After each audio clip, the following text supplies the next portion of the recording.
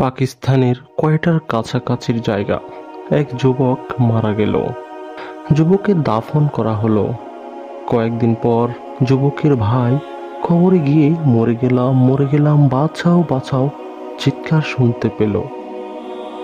বাড়িতে এসেই বাবাকে বলল, বাবা, ভাই তো মারা যায়নি, বেঁচে আছে।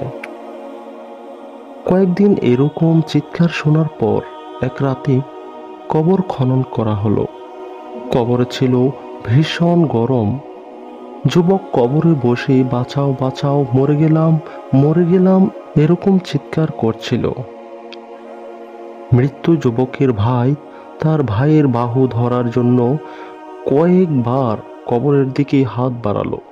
সাথে সাথে তার হাত পড়ে গেল এবং ভয়ে আতঙ্কে সেই জ্ঞান হারিয়ে ফেলল। তাকে দ্রুত হাসপাতালে ভর্তি করা হলো। কবরের আযাব মাঝে মাঝে কেন দেখা যায়? মানব জীবন নানা রকম ঘটনা এবং অভিজ্ঞতার সমষ্টি। প্রতিনিয়ত কিছু কিছু ঘটনা ঘটতেই থাকে। এসব ঘটনার মধ্যে কিছু ঘটনা থাকে অসাধারণ এবং অবিস্মরণীয়।